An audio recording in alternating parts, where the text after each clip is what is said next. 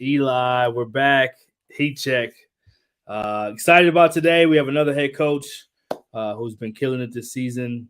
I have a pretty behind-the-scenes look at this program, and it's been awesome to see up close and see the progression of how they've gone through the season. And coach has been so gracious to me to let me ask him a ton of questions. So I'm going to get out of the way for most of this and let Eli do most of it, but we'll have some fun with it. But we have the head coach from Northern Colorado Bears, Coach Steve SMILEY, and awesome story of a guy who's been in junior college, paid his dues, and was a head coach at that level, and then became an assistant, and then now he's a head coach at the Division I level, and he's having tremendous success. His team has as much of a chance to go to the tournament as anybody. I know it's hard for everybody, but you just want to have a chance, and his team is playing meaningful games in February, March, so we're going to bring him in and talk about it. Coach, what up? Hey, how we doing? Good, man. Good to see you both. Good to see you both. Good to see you too. Excited to hang out a little bit, man. We're going to put you in the hot seat. Let's get this thing. Our production team put you in the hot seat. There you are. Yeah, let's do it, man. Let's do it. Have some fun. Well, I'll let Eli kick it off. Actually, I take that back. I'm gonna take the first one and I'm gonna give it to Eli for a little bit after that. Coach, just having some fun, right? This team is really good. They've proven they can beat the best of the best in your conference, this Big Sky Conference. You have a lot of weapons. You've had games you've hit 17 threes and won. You've had games where you've not hit as many threes and ones. You've won a ton of overtime games and comebacks. Just talk about this team and what you love about this team you have. It's funny because there's times, like I told the guys too last night, there's times I was joking with them in the locker room and said, man, there's times where I hate this team. And it's just like these guys are such good guys, man. And they drive, any team drives you crazy from time to time in the flow of the game. But, we're a team that, I think our guys really like being around each other. It's a fun team to be around. It's a team that, when we kind of, reconfigured the roster, it was a team that we knew like last year, we just couldn't shoot it well enough. And I'm, from the Jeff Linder school of thought where, shooting's everything and you got to be able to shoot. So I think for us, when we brought a couple of these guys in, Drew Cookshausen and Dalton Connect to help out and really be a big part of what we're doing, we've really been a great offensive team. I think in a lot of metrics, we're probably top 100, top 75. We've struggled to guard as a team from time to time, and we're still trying to figure that out. What's the best, situation for us defensively? And I think just in our most recent game, the big win at Weber State, I thought we did a great job defensively over the course of 40 minutes. So just it's a great team. Like you said, it's a really good league this year. We got a chance to make a run. At the same point in time, we've beaten, some of the best teams in the league in terms of their records, and some of the teams that are at kind of the lower end have beaten us handily too. So I think it shows, how deep our league really is. But too, at the same point in time, we've got to continue to find consistency down the stretch run. Steve, I want to start with the game that I'm sure you know what I'm alluding to here, and Brian was on the call for this one.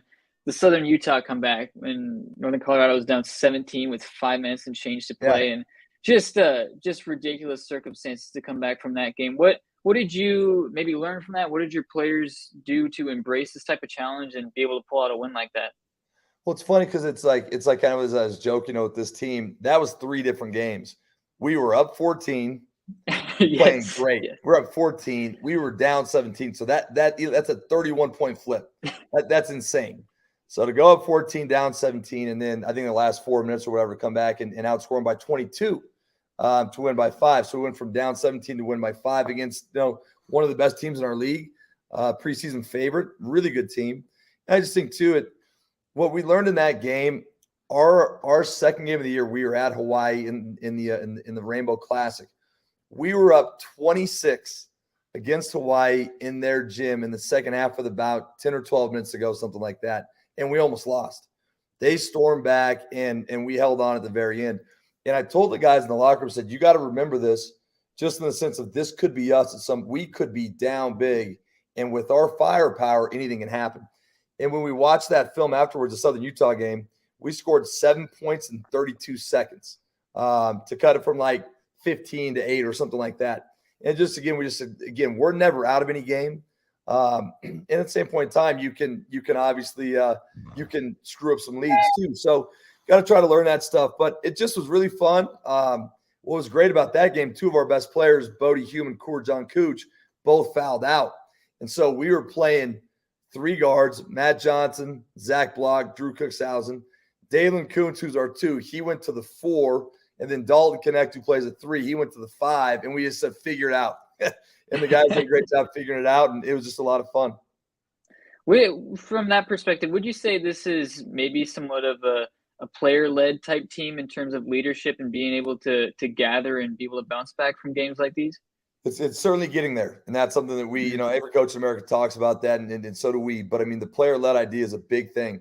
And I think for us, it's a team that, during COVID, we didn't have any summer, fall. So I'm talking about 2 summers ago. I was the new coach here.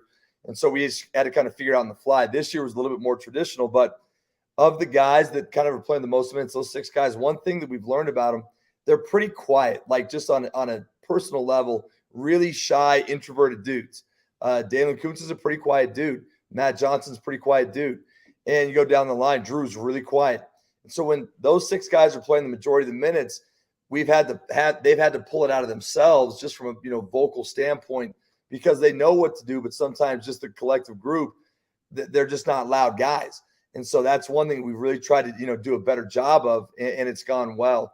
And I give the guys all the credit for that. But, no, the player-led idea, and just even last night, we were down 10 at Weber with 9 minutes to go.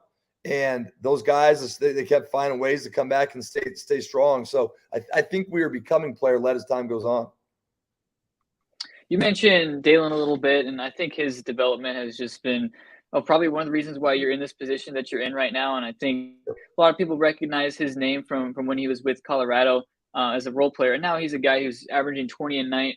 What do you think has gone into maybe his development, and what has allowed him to be this special player and be one of the top scorers in this conference and also in the nation? Yeah, no. So, I mean, Dalen's, growth and progression has been amazing. And when Dalen transferred to us, we sat down with him, and we're into all the stat stuff, the Ken Palm and shot qualities and things like that, hoop math. And so sat down with him. I just showed him what his percentages were. What's a good shot? What's a bad shot? And he's always been the same talented dude, but his first year at Colorado, he was fairly efficient.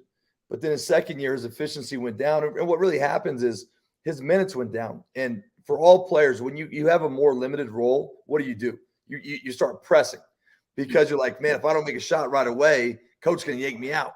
And I really do believe that with Dalen, that his efficiency just went down because he was pressing and pressing. And then it becomes worse and worse because you're not playing good because you're taking bad shots, and then you just don't play as much. And so I think for Dalen, like him really buying into what our vision was, and it's just started just from an offensive standpoint, we want you to have a ratio. And he's like, what? We're like 2-to-1. For every one bad shot, and we'll show you what a bad shot is. For every one bad shot, give us 2 good shots, just 2. And it's got to be 2-to-1. And he bought into it. And he was a lot more efficient last year than previous years, but not great. And this year it's jumped to like 3-to-1 or maybe even 4-to-1. He's not taking any bad shots. And I think, this last weekend at Idaho State, at Weber State, he struggled a little bit. He didn't play as well because there was so much loaded up against him. And so now he's got to figure out as well. And he'll share the ball, but it was such aggressive defense against him. It's the next step. But I just think that he's been so coachable. He's such a good kid. He's so fun to be around. And just like, when he transferred, like sometimes when guys transfer from a high major school, they have a I don't know, a ego to him or whatever. Never had that. He came in day one, wanted to be one of the guys. And he played with a couple of our guys, our current guys in AAU. So he knew some of the guys coming in. So they really embraced him as well. Guys weren't territorial. And so he's just been a great guy to coach. But this summer, when we were practicing as a staff, we're like, if he plays like this, he might be the best player in the Big Sky. And it's just been like that all year long. And so I'm really excited for him. And now, he faced a little bit of adversity, just didn't play as well these last couple of games. And so I actually just sent him a text a little while ago and said, hey, man, I said, you've been almost perfect all year in a lot of things. There's going to be some bumps in the road, and you just got to embrace it, So he'll be fine, but he's had a tremendous year. He's shooting it better. All of his percentages are better. But the last thing is I kind of babble on is that he is a gym rat. So he's always in the gym. He's always working on his craft, and it's really showing. You mentioned just the bumps in the road, and we're in late February at this point. Every single team in the country has gone through at least one or two bumps in the road. I think before we hopped on here, we talked a little bit about the schedule and playing so many games in 10, 12, 14 days. What's this adjustment been like? I know that sure COVID cases are down, but as far as games are getting rescheduled from that point in time where we had a lot of these games postponed, what has it been like for you as a staff and the players to rebound and have these Thursday, Saturday, Monday type turnarounds? It's really hard. It's really hard. It's better than not playing. Obviously, you want to Yes. play, but it's really hard. Just talking to one of my former bosses, Coach Randy Ray at Weber, before the game last night, and we were talking about the stretch. We're in one of those stretches, six games in 12 days, I think, and they had one of those earlier too. And he's like, "Man, the fatigue that we all felt." It was crazy. And I think we're kind of going through that too. And just even last night, you win a big Saturday game and you've been on the road for 5 days. And Jeff Linder, who was here before, I worked with for 4 years and one of my best friends. And we're talking after the game. He's like, I can't believe you have to play in 48 hours. You've been on the road for 5 days. The second time in school history that we've actually won at Weber State, huge win. And we gotta gather back up, and we got to play in 48 hours against a team that we just played 48 hours ago, Idaho State. So it's just crazy. But again, for the guys, you worry about their fatigue and injuries and things like that. And you worry about academics too, just because they miss so much time. Every time a game gets rescheduled in our league, that's 3 days of missed class because you're going to travel the day before, you're going to play the day of, you're going to fly home the next day because we don't charter. So it's 3 days for every rescheduled game, but same point in time you want to play. So you just got to be, it's one of those things too, where it's a lot more that mental to physical, right? Like you got to be mentally tough right now. And as far as your track record here at Northern Colorado, joining this program, at least as head coach during the pandemic, do you get a sense like I'm just here coaching during a crazy time, I'm going to make the most of it, or is just pulling all these parts together and we'll make things work on the fly? Do you get that kind of sense with your role right now? Yeah, I think two things. I think one, what's made it easier for me is that I was here for 4 years. So just knowing the ins and outs of Northern Colorado, knowing the administration, the roster pretty much already set, all that stuff really helped out. On the flip side of that, one of my assistants, Dorian Green, who does a great job, we were talking in the airport on the way home, and he's like, he said something like, it feels like these last 2 seasons have been like 5 seasons because it just keeps going and changing. And, now we're not playing for 12 days because all these games are canceled, but now we got to play 6 games in 13 days in 2 weeks. And you're constantly just having to adjust and modify. And again, I think it makes you just in a human sense, it just makes you a little bit tougher because you got to adapt, you got to figure it out. But it has been bizarre to say the least. As far as coaching alongside guys like Randy Ray and Jeff Linder, what are maybe some of the things that you took away from your time being assistants under them and now becoming a head coach and being able to lead a program? Some of the things that you maybe emulated or took on and off the floor from them that you still apply to now as a head coach?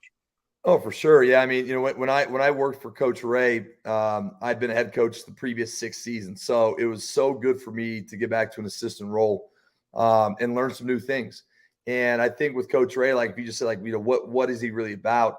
I would say 2 things: toughness, like legitimately tough, and then detailed. I mean, he's tough and he's detailed. And, it's just one of those things. And along with that too, just like a great human being. Like one of the stories about Randy Ray is that, when he offered me the job, he said, here's one of the reasons I'll fire you. If I find out that you skip one of your kids' games, and I have 2 kids. If I find out you skip one of your 2 kids' games because you're going to sit in the office and act like you're working, he goes, I will fire you for that. Like, how many head coaches would tell you that? And it's just like, basically like, hey, here's the job, get the job done. We can work here, we can work remotely, whatever it is. Obviously, you're just still putting a lot of hours in, but like, he's always been a family guy first, and he's just a tremendous human being, and I love him. And so then you go to Jeff, same things. Really tough dude, really detailed dude, and everyone talks about how great of an offensive mind he is, and they're all right. Like, he's the best I've ever seen. I mean, he is. I'm just telling you, like, him this year with that team, what shows how good of an offensive mind he is, he can look at his team and he, like everyone says, well, they're playing so simple. You can't guard those guys. Yeah. You cannot guard the way that they play because they're perfectly built. But then at the same point, when he plays different, the year before, Marcus Williams, like out here, when we had Jordan Davis and Jonah Radabon and Andre Spite, every year is different because he's the master at looking at, okay, what do we have? And it all starts with shooting. You got to be able to shoot and spacing the floor out. But just going to Jeff, like his detail is unbelievable. And there was an article that was popped out a little while ago about his synergy edits and stuff, and it's all true. I mean, he watches more film than anybody, and he doesn't watch a lot of college film outside of stuff prepping for his team. He's watching Europe, and he's watching the NBA to some extent. But he knows more about the European game than really probably anybody in college, and it's just he's a step ahead. I think one of the parallels as well with Jeff Linder, who we had on this show just recently with the run that Wyoming's been on, is going from small college, maybe small town coaching and just rising up the ranks and continuing on to where you're coaching in NCAA tournaments, multi-bid leagues and things like that. And I think your background aligns with that pretty similarly, going from the NAIA JUCO and moving yourself up to a very well-respected program in Northern Colorado. What are maybe some of the things that you've learned along the way from coaching at maybe some of the smaller levels of Division I or Division II basketball, and maybe how has that translated to now being a D1 head coach? Well, I think the first thing, it's like that Frosty Westring book, okay, make the big time where you are. And the big time, and it's a big, Don Meyer thing, who's my, ultimate mentor, the late Don Meyer. But, the big time's not a place. It's a state of mind, and it's how you view things. And whether you're at, Sheridan College, which I thought that was the best JUCO job in the country, I just thought it was amazing. Whether you're at Northern State, whether you're wherever you're at, like you've got to look at it and say, this is big time. And if you look at it in that lens, you can really do some great things. Now, the other thing at those lower levels, you got to learn to do everything. And I just think that there's so much value in you use junior college as an example. And Jeff Linder was a junior college guy at Midland College in Texas as well. When you're at JUCO, you got to do all the stuff. And then for me, what was great, I was the athletic director too. So I learned the ins and outs of the business that way as well, in terms of, promotion, raising money, things that you have to do at Northern Colorado. You've got to be able to raise money. You got to be able to do all those things. And so I just think that every step of the way, one makes you more grateful for for that next step. Let's say you move up or whatever, it makes you grateful. But when you're at those levels, you learn.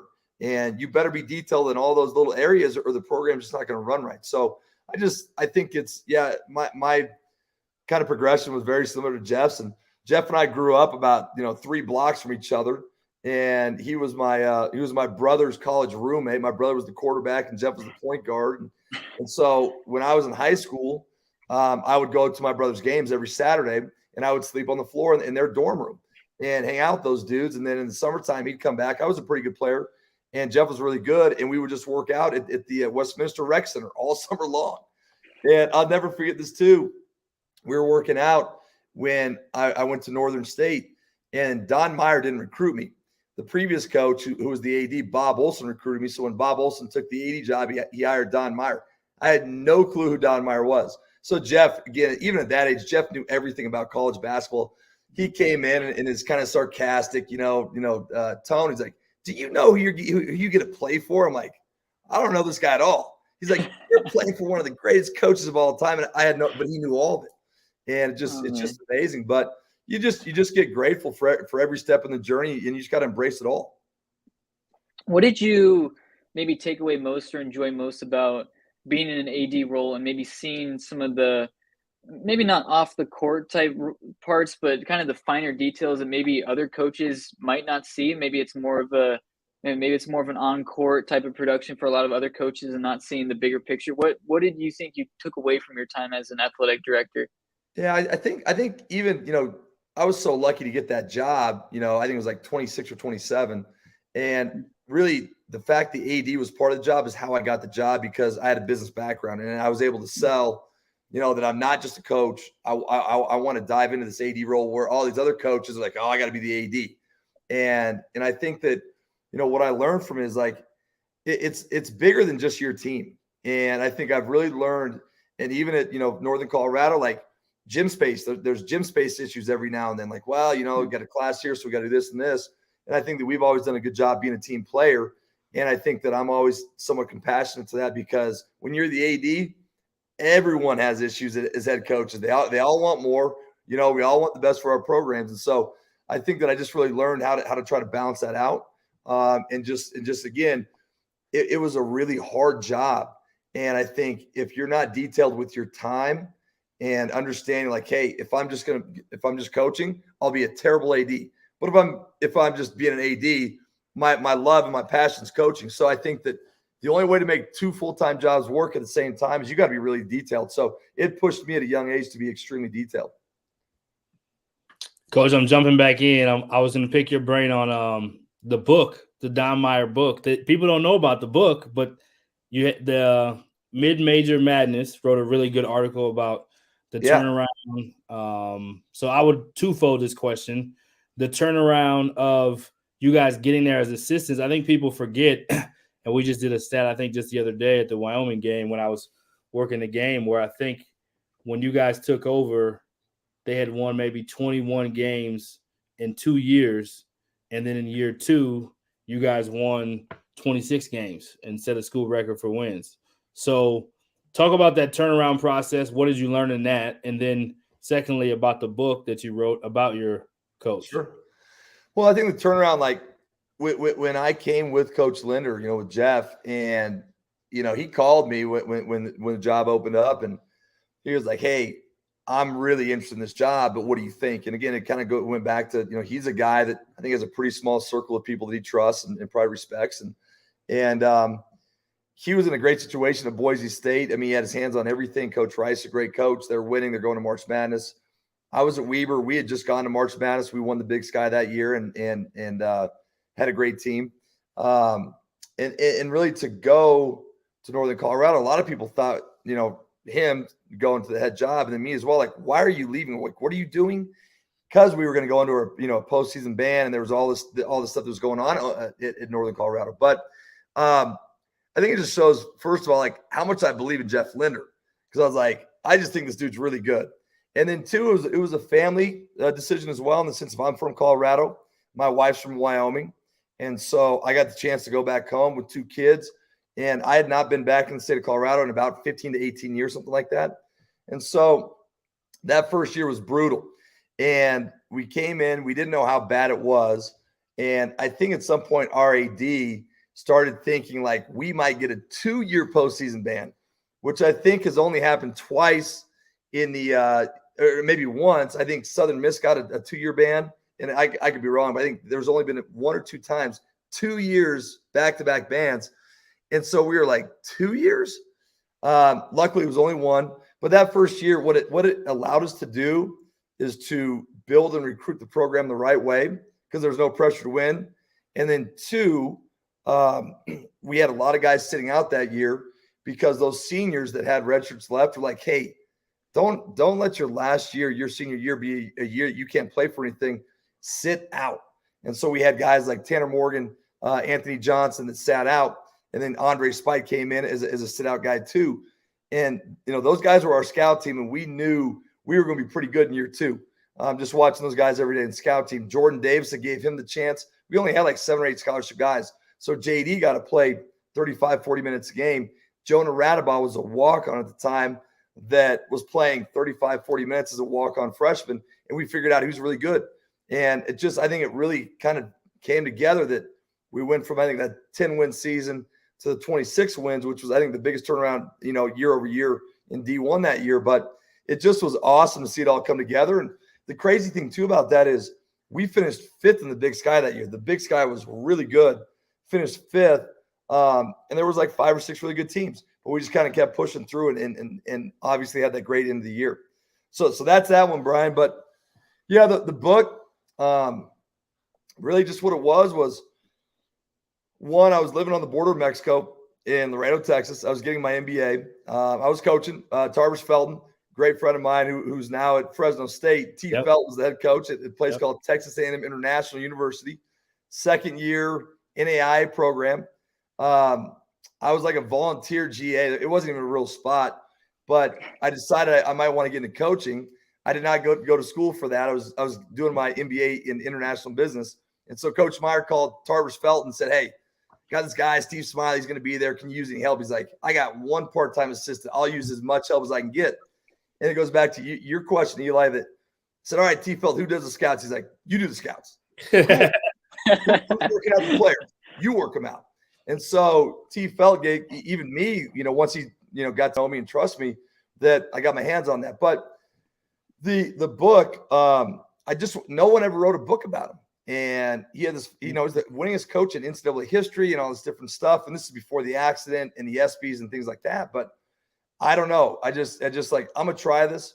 And I just started putting, pen to paper and I knew it wasn't very good, but I started reaching out to former players and coaches and said, hey, I need you to write a piece.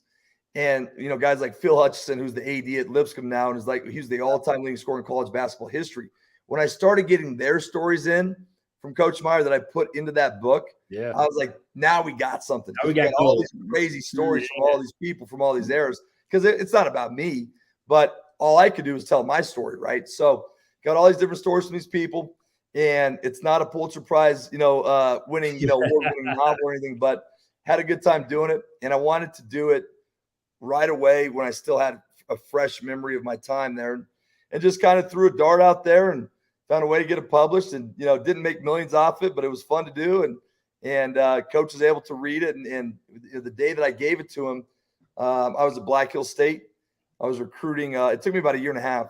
I was recruiting the state B tournament in Aberdeen, South Dakota, and I was able to give him the first copy. Got done just before that. So I gave it to him, and I stayed at his house that night. We were broke, so we didn't have any money for recruiting at Black Hills. Yeah. And he stayed up that whole night and read the whole thing. Wow. And then, which I didn't know. Like the next day, he's like, so what about and so he started talking about all these stories. I'm like, this dude just read the whole damn thing. Wow. In one night. So that was Coach Meyer, man. So it was a great. Did he give you any feedback on the book? Did he give you other than like trying to clarify stories? Yeah, like he doesn't give a lot of compliments. Like, Don Meyer's not a big compliment guy. The ratios, the 1-to-1s, that's not what it was. But no, he was, you could tell he enjoyed it. We went and spoke at a little, round ball booster thing or whatever. And he basically told all those guys, he's like, hey, all you guys, get $20 out. You're all buying books from Steve. So I made a little money in that first deal, but he was telling stories and he enjoyed it. So it was pretty cool. That's awesome. That's awesome. Coach, I'm curious. So I first met you. I was at Abilene Christian. I'm sure we've talked about this. Maybe I was at Abilene Christian. I came out to Sheridan to recruit and watch you guys play. I think you played Gillette that night, if I remember correctly. Kind of a rival, if you will. Yep. And I remember it even then, and even more so now that I'm around so much, being able to do broadcasts for the home games. So where does the positive outlook and the positive energy come from?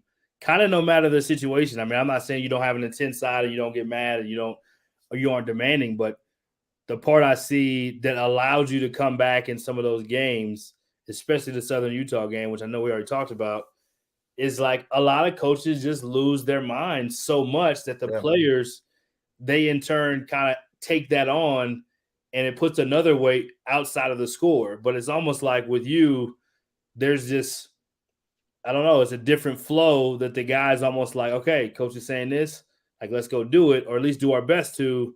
And if it doesn't work out, it doesn't work out. But it's not this extra added, like, we got to do this or else, like, lead by fear kind of factor. It's more of a, this is what you should do because we want to win kind of thing. Well, I think it starts with, like, your roster, like our guys, it matters to them. We were in the huddle against Weber State. We had a great start, but 3 times we got to stop and we didn't finish the possession. Loose ball, we didn't get it, they got it. Missed a rebound, and every time they scored. And I told them, look, if you don't finish, they're too good. They're so good. They're going to, if you don't finish the possession, and even before I started saying it, Matt Johnson, who again, he's pretty quiet, he lost his mind in the huddle. Yeah. Like, we're tricking this game away because we're like 1% more. And I don't know, Brian. I mean, try to, do little different motivational things, stuff that I hope's not corny every time. Like, hey, is this corny or not? But and I try not to lose my mind. And I think too, like, I have a great staff because I can get real negative on the bench, man. And I can, like, start just, self-talk mumbling around and getting real pissy. And I got a staff of guys that they've been in those trenches, whether it's Corey Farringer, who's won 1 million games as head coach, Houston Reed, who's won 1 million games, and both those guys left head jobs to be here. Dorian Green, who's one of the best players in CSU history, and has been a Division I guy at Nebraska, and Furman's been around all these great guys. He's been a pro. I got dudes that know what it is too, and so we can balance each other out. But I think just trying to relate to the guys and just keep that belief going, man.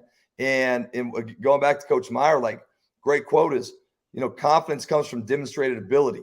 You've got to prove you can do it. Like I can give him all this fake stuff. It doesn't matter until you actually do it. Until you step up to the line, you make that free throw, you got to prove you can do it.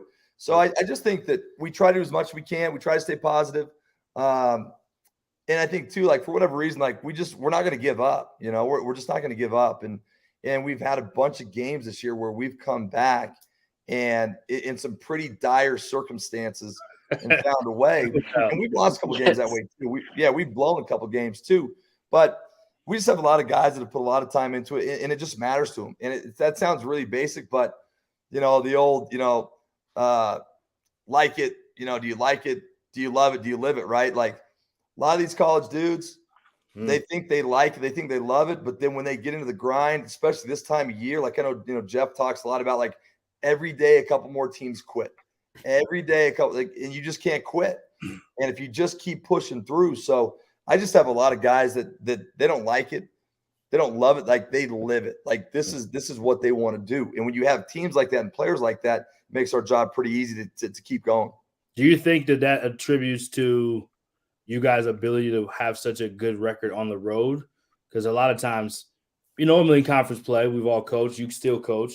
You talk about win your home games and then steal some on the road. But you guys almost have like this reverse. It's not a philosophy necessarily, but the results are like you steal really hard games on the road and you win. You've won some hard games at home too, but you've also had some that's just like, we're better on the road. I'd rather play this team on the road right now.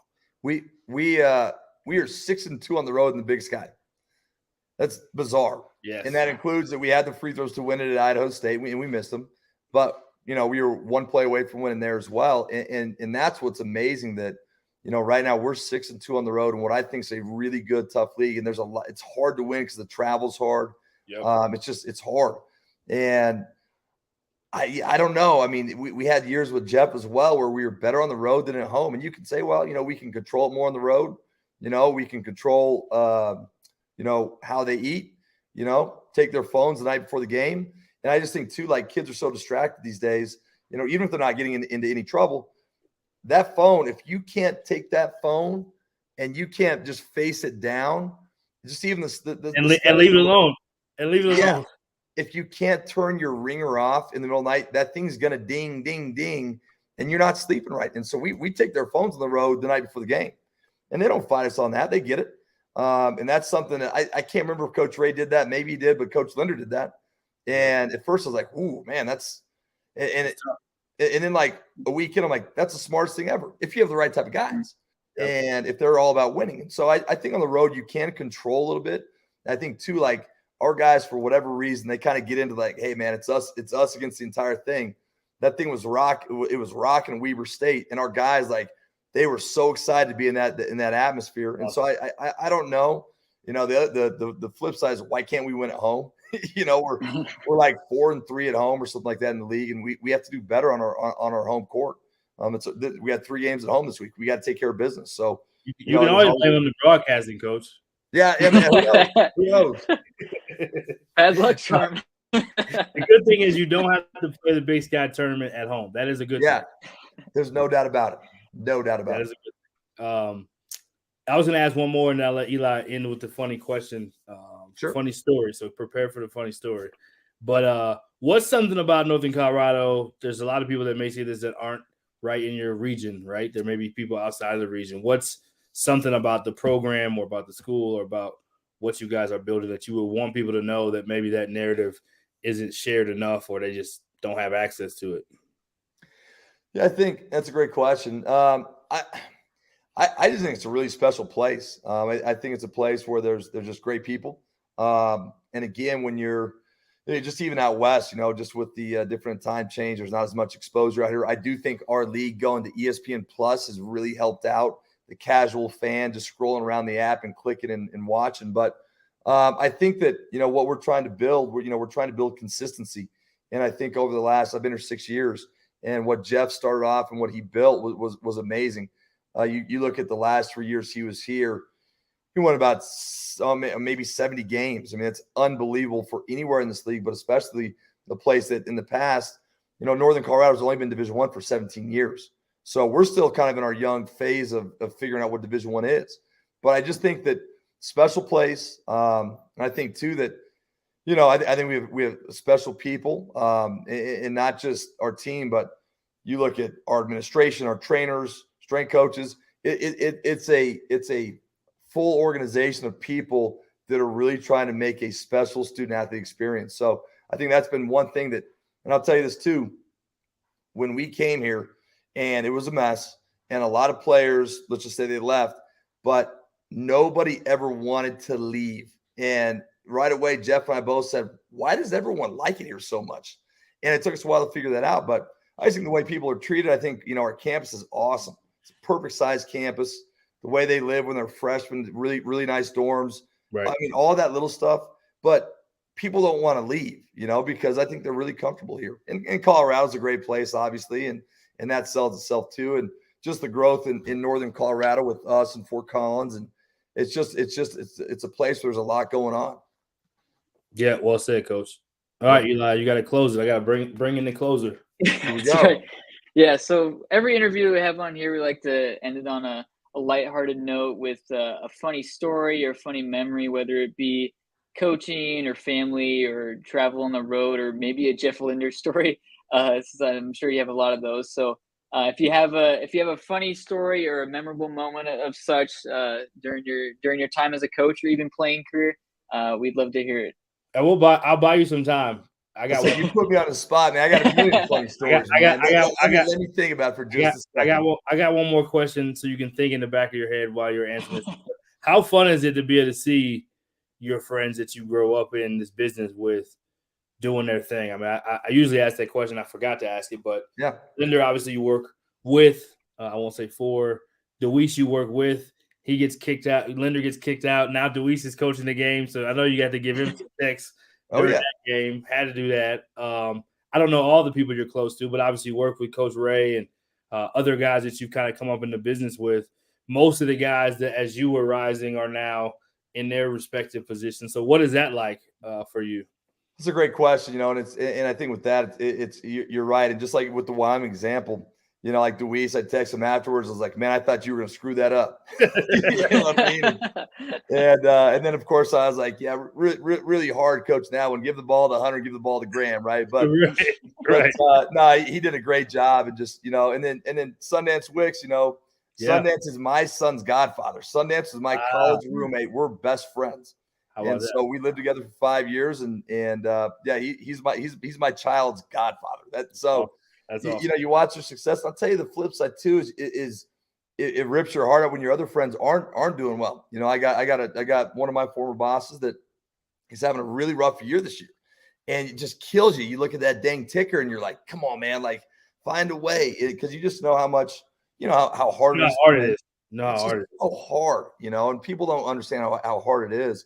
But it is fun to see people kind of rise through it and do well. And obviously the Wyoming staff's a real good example of that one. But yeah, I mean, Deweese did a great job in that deal and Sundance, and it's just really fun to see. But I'm really, Eli, that's a great question. I'm staring at my random walls to see if I can get any funny stories. There's a million Jeff Linder ones. I don't know if they're appropriate or not appropriate. Yeah, that's the trickiest part for everybody is finding which one's actually appropriate. Yeah, which ones are appropriate. I'm trying to think here, and I got a staff. I got a bunch of clowns on my staff. Like my guys are they're funny dudes now. They're funny dudes. Shoot, man, I wish I could. Let me think of this real quick. And now even going back to the Randy Ray days, I got a story for you. All right, so we're in the running to win the championship. This is at Weber? At Weber. Okay. And And so I'm the new assistant, and so who was our the best staff player- when you were at Weber, Coach? Who was what's your that? Randy Ray? Who was the rest of Yeah, the staff? Eric Duff, who's still the associate head coach there. He's been with Randy Ray forever. Awesome dude. And then myself and Garrett Lever. Yeah, Matt Lever's son, who's one of my best played friends. there, right? Yep. Now, Yep. Well, he played in Seattle. Okay, but yeah, that's what I meant. He played in Seattle. And then David Motes, who's now the ops guy at Boise State. Yes. So we're having a good year. Joel Ballenboy gets hurt 2 weeks before the tournament. Texas guy. Yeah, NBA draft pick, man. I think he's probably the last Big Sky draft pick in the last 6-8 years, I think. Yeah, Utah Jazz, right? What's that? Utah Jazz, right? Yep. Got drafted by the Jazz, 3-year contract, the whole thing. Plays for CSKA Moscow now and EuroLeague. He's won a couple of EuroLeague championships. Anyways, he gets hurt. So we got to beat Montana State at our place. We beat Montana State, and then Montana, who was really good that year, it was us and them. We had to beat them without our NBA guy, and somehow we beat them. So now there's 1 week left. We go to Idaho and Eastern Washington. If we sweep the weekend, we're going to win it all. We go to Idaho, and they were really good that year, and they beat us. So now it comes down to we're at Eastern Washington, and Montana, it was us or them. Montana's at home against Northern Colorado, who that year was just okay, like the 8th seed or whatever. So we're playing the game. It's my scout, okay? It's senior night at Eastern Washington. They've played the same 7-8 dudes all year. Yeah. They played basic man. So I put my scout up and we write on the wall and all this stuff, all the Randy Ray detail. We go out, warm-ups, whatever, and then they give the starting lineups. And they don't just shuffle the lineup, they put 5 new guys in. Wow. Oh, no. They're not even on the paperwork. And that's Coach Ray, like, that's not good. So I'm looking at it. I'm looking through season box scores. I'm like, what is going on? So I go, Coach Ray, you have about 2 minutes to explain the situation, right? I go, Coach. Right. None of these dudes have played. So he's like, and he's like, what are you talking? Like, who are these guys? So I write them up real quick. So we get through that. And they press us the entire they've never done anything other than just man to man. And they're running and jumping, and it's just nuts. And we're down about 4 at halftime. And it's a complete disaster. Right? So we're down. Montana played Northern Colorado about an hour earlier. So we're sitting there, the assistants, we're all demoralized, right? We're letting Coach Ray, stew for a couple minutes. So it's me and Eric and Garrett Lever and David Motes, Red, who's now getting the ops guy at Boise. Yeah. He walks in, he goes, Montana just lost. And we're like, and it was at Montana. They never lose there. Never. To Northern Colorado, which was like the 9th best team. We're like, no, they didn't. He goes, no. They lost. I'm like, we need video evidence. He runs out. He grabs his phone. He shows us they actually lost on the last second shot. So then we have to default to Eric Duff, associated. All right, we call him Soch Problems. All right, his nickname's Grizz, right? So, hey, Grizz, are we telling Coach Ray that we just won the title, or what are we doing? He's like, Coach Ray, come here. Coach Ray comes over there, and he's just all over the place, right? He goes, hey, we just won the title. He's like, what do you mean? He's like, we just won the title. Montana lost. So we're like, oh, okay, great. We walk in, and then you got to decide, do you tell your guys or not? Right. And we said, screw it, let's tell the guys. Because it was just it was a mess. The scout was irrelevant. They're pressing. It's the most random game of our lives. He goes in there, tells the guys, hey, calm down. We already won the title. So our guys look around, they go nuts. We go out there and we just roll. And we go out there, and again, with all the pressure on the line, you build the whole season to win a title. Right. We go out there, we get it. This is on the road. We win in Cheney and get it done. And I'm telling you, like, I never before the game was so stressed out. I mean, you put your whole life into this. In 2 minutes before you got to put the starting lineups up, the whole world caves in the biggest game of the year. So I don't know. It's a funny story. Oh, man. PTSD on that one. So that's what you got, Eli. That's a good That's one. fantastic. That was good. That's fantastic. Unbelievable. Better than I thought. And the thing about that is, too, you were actually down. Usually when they try those gimmicks, it doesn't work.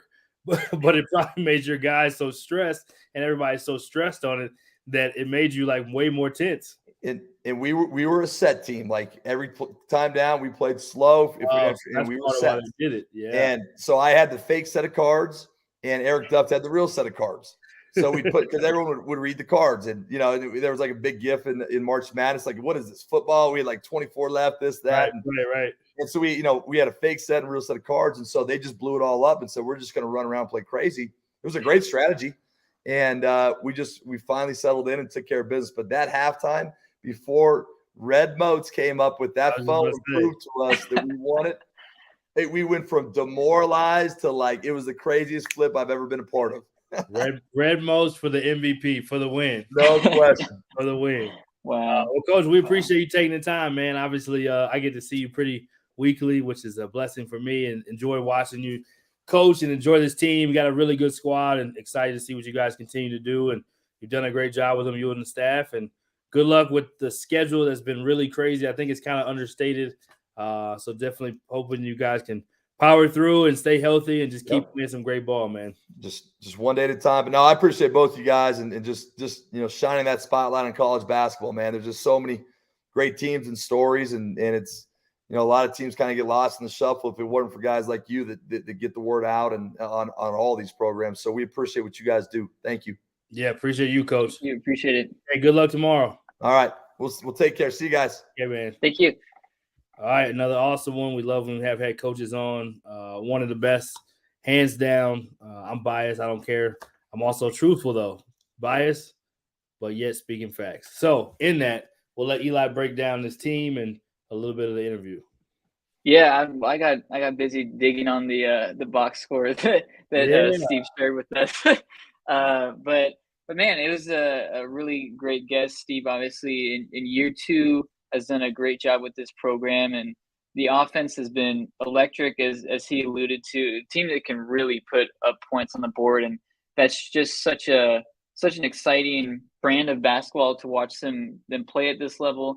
And just seeing 17-point comeback with 5 minutes to go, some of the comebacks that this team has been on, it's a team that you just can't count out. And I think the Big Sky is so wide open, and Brian, you know this as well as anyone, but there's probably 5 or 6 legit contenders during the conference tournament once we get there. And I think that Northern Colorado is definitely in consideration and in contention for that bid. But that's what makes these next handful of weeks so important, because we have, and counting 5 teams that are separated by just 3 games at the top of this league, with Northern Colorado being one of them. So they could wind up being as high as a 1 seed. Maybe they could wind up being a 6 seed. Just, you don't know, but playing these schedules when you're doing 6 games in 2 weeks or 7 games in like 18 days, it's a grind. But I think the teams that are really shining right now are ones like Northern Colorado that are able to lock in.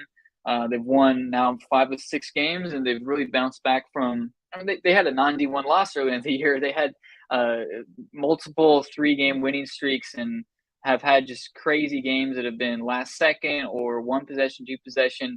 So it's a team it's led by Dalen Kuntz. Colorado transfer has been phenomenal this year, but a really great supporting cast that can put up points. And obviously it's going to make Northern Colorado a really tough out. And this program's definitely on the uptick right now. So it's been entertaining to watch.